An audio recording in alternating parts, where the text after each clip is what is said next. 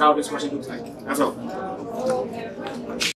Sodium trisulfite 4 is prepared in the laboratory. See this question. Just describe how it is prepared. Now this question is lacking figures compared to this question here. Let's go here. There's a question here. Then it's also describe how 0.5, you see, there are some parameters here. So how do we solve these two questions? Now when they say describe, without any figure, raw, just give them raw description, as you can see here. Now once you see figures here, you calculate first, then you follow up with this method. Is that okay? So describe how it is prepared, just raw. Good. So let's go. Right here. Describe how a standard solution of sodium trisulfite 4 is prepared in the laboratory. So the apparatus or materials to be used: distilled water, measuring cylinder, beaker, wash bottle, weighing scale, stirrer, and volumetric flask. Now, you first find the molar mass of the substance whose standard solution is to be prepared. That's the first step. Now, you calculate the mass of the substance. The next point is that you weigh accurately the calculated mass in a liter distilled water. You calculated it as 0.2 grams, weigh 0.2 grams into a liter distilled water, okay? Good. In the beaker, stir, transfer to the required volumetric flask. Now the fourth point. You rinse the beaker with enough distilled water and transfer into the flask and its contents. You see there's something there already. You add up, okay?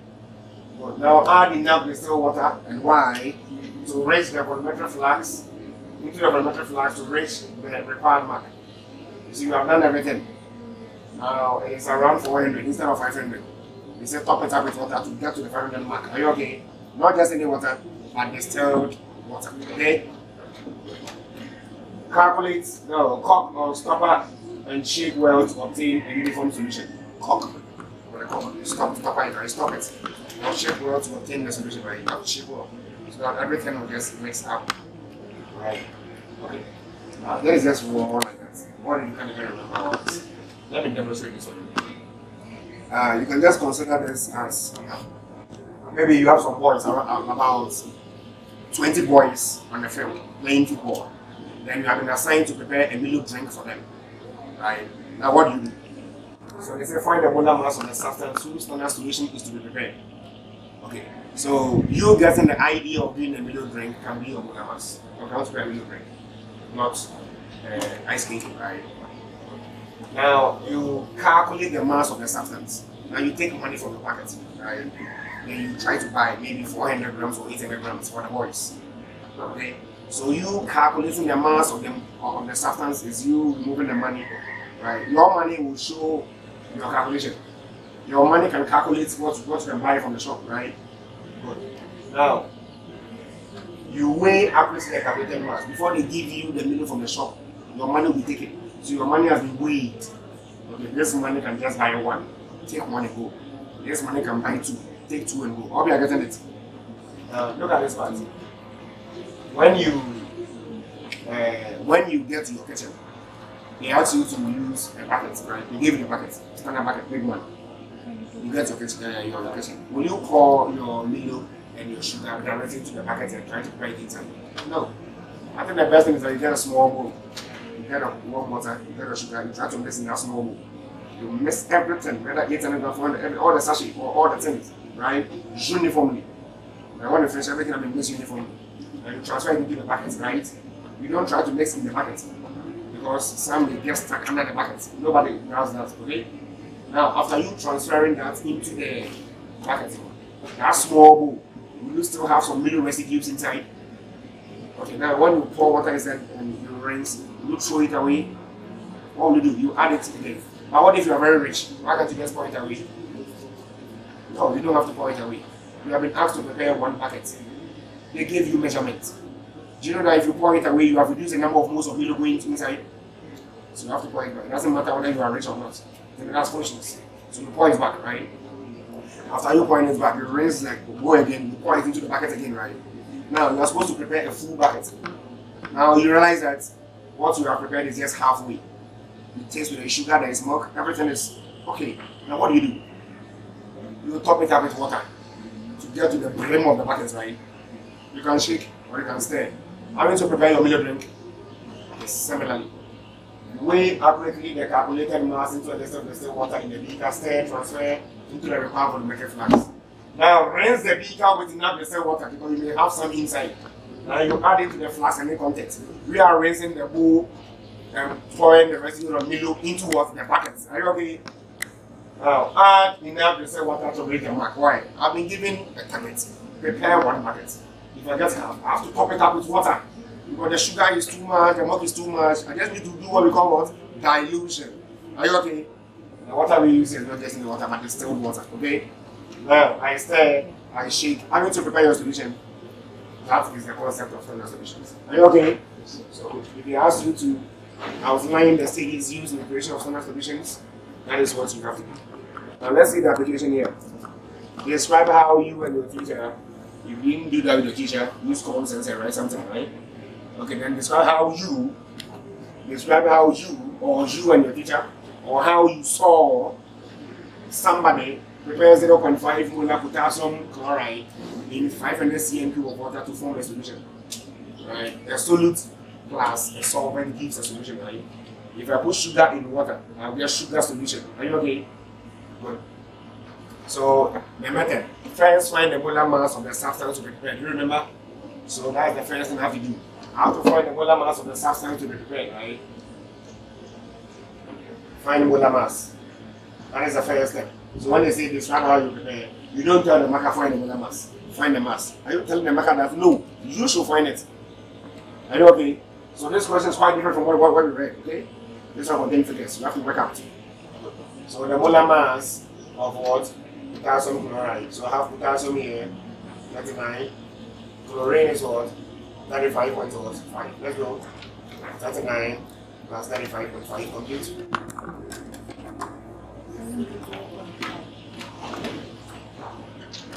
Gram per mole.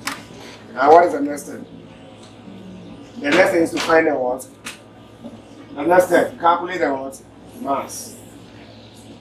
So calculate mass. That's my next step, right? Good. I know the number of moles is mass over what? Molar mass. Right? So I can find I don't know my number of moles here, but I can look for it, right? Okay, but what I will first do is that I can go to concentration equals N over V, right? But I need to change this one. I'm going to change my column 10. Then it's 500 cm cube, right? So I will divide by what? 1000.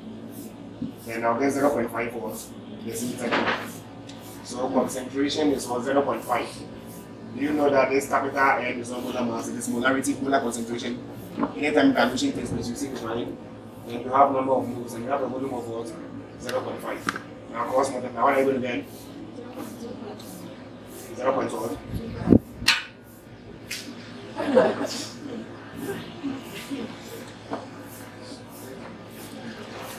0.25. Right? So N is what? 0.25. 0.25 what? Mole. 0.25 mole. See how my number of moles, right? But who is asking us to find number of moles? Nobody.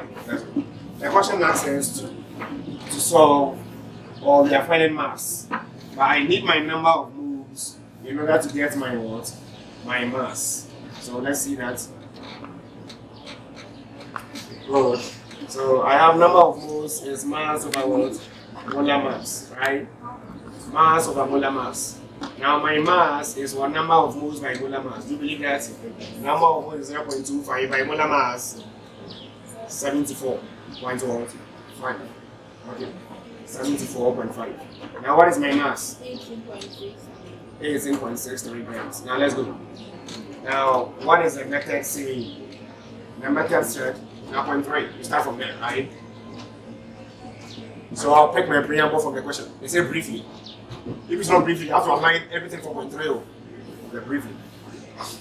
Hence, I hope you saw what we did in Assay. In Assay, we measured into some, right? So we measured part of the stored solution, right? The stored solution is a concentrated solution. If you have a squash, that concentrated thing before you add water is your stored solution. And when you are adding water and the squash is becoming plain, you are doing what we call dilution of squash.